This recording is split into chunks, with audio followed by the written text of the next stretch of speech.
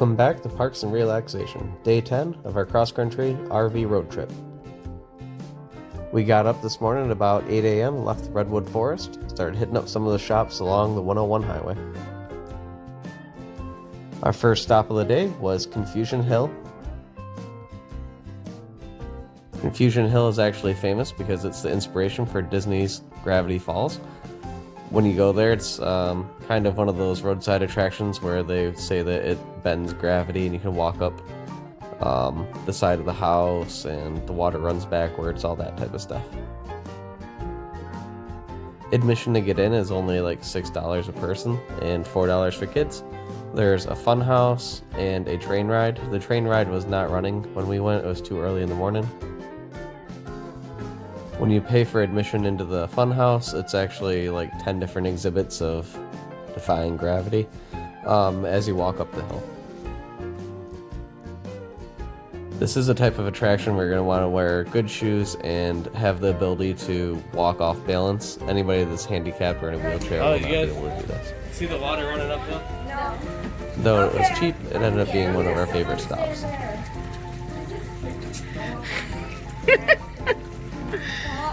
You get taller when you're moving down. Okay, so you have to sit down, and now you have to try to get up without holding on to anything. You can't hold on to Is anything. this kind of how they built it, or how, like, there's actually, like... I'm gonna climb the ladder. Can I try? Hey, look it. Yeah. I'm climbing the ladder backwards. Like, Hey, Maggie, I'm tall. I'm a This is. You can literally. Want to climb the wall? Yes, sir. What do you Like, it's not even, like your whole body just feels weird. I just got up perfectly. oh, what? Oh, I How? did that last time. These golf balls. She can defy gravity. We're losing Abby. I feel like it's moving. Are we supposed to get all the way to the other side to finish it? Can't use the bar. Yeah, you can't use the bar. Okay. right? Now you gotta get up without using the bar. This is gonna be, wait, can Look I at take a video of you? She's Hold so on. crooked. I can tell it's already tough. Yeah. See, gravity affects me more than you guys, I'm taller. Cheater. What? Whoa, guys. This is worth the money. There we go.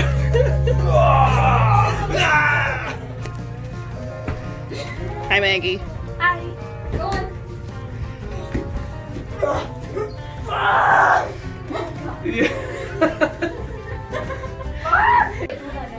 Yeah, we're about to do the craziest just do it yet.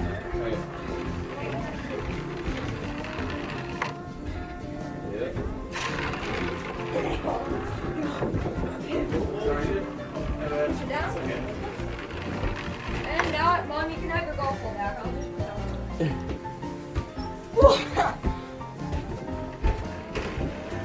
After about 45 minutes of hanging out here, we decided to get back on the road and head towards Chandelier Tree, where you can actually drive through. Unfortunately, our RV is too large, so we had to pay the entrance fee. I think it was $10 for the RV, and it gets you down into a park, and then we were able to walk through the tree instead.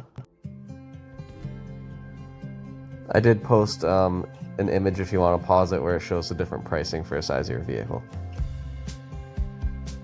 Confusion Hill and Chandelier Tree are right at the beginning of this road here, which is the #1 highway. It's a coastal highway that's very famous for going all the way down from Oregon to basically the bottom of California. We did a leg from basically Fort Bragg down to San Francisco. The limit on this is supposed to be about 30 foot, and we're 32, so some of these switchbacks are a little sketchy. Our first stop was Glass Beach, Fort Bragg, California.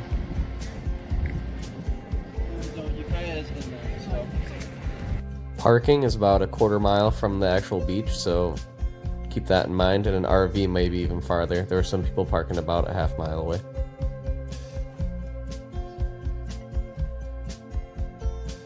This is only one of a few glass beaches in North America. This one is actually not natural. Most of this is garbage from the last 100 years that has been eroded away and created an entire beach full of little particles and fragments. Yeah. After about an hour of exploring the beach, it was time to jump back on the number one because we had about 200 miles ahead of us. You can only go about 20 miles an hour in an RV. No pictures or video will ever do this justice. It's absolutely beautiful. You can see the water is extremely clear, and you ride right along the edge of a cliff the entire time.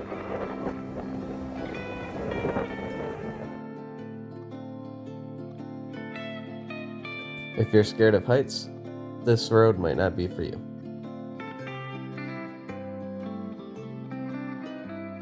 There are coastal towns and little cities that pop up every 10-15 miles with awesome fresh seafood and nice people. All you can see for miles and miles is just jagged coast.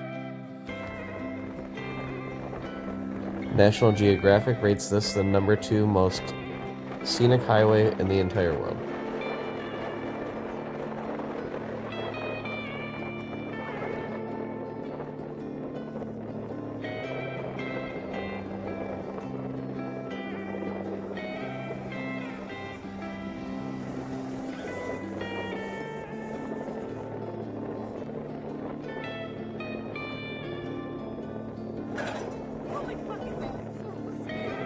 There are pull-offs for cars every probably mile and a half. Unfortunately, very few of them are big enough to fit an entire RV, so we did take advantage whenever we saw one. Another thing to take into consideration is it may tell you this road to get from one side to the other is only about 5 hours.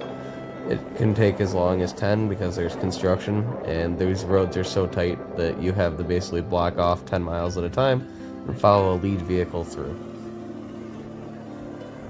So if you're going to be doing this, make sure you plan an entire day to do it. We have done it before, so we knew it was going to take quite a while and took that into consideration.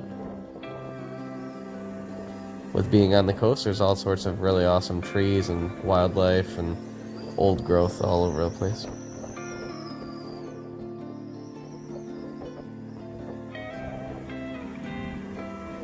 Our plan was to try to make it to the Golden Gate Bridge by the end of the night.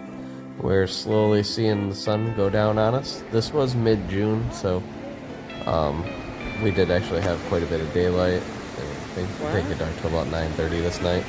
So we just kept trucking, kept checking out the sights. I hear you, bud. A couple things that are very important to take into consideration if you stop at these beaches is if you go down into that water, there'll be signs all over the place warning you that there are riptides and jagged rocks and all sorts of currents that are actually underneath the surface. They're extremely dangerous. Obviously, once in a while I see people out surfing, but just the general public. We almost watched a lady's dog get sucked away from her right in front of us. So it's no joke, it's true, and don't let your kids just run off into it. Decide to pick a nice spot, set up, grab some dinner, and enjoy the views as the sun was starting to go down.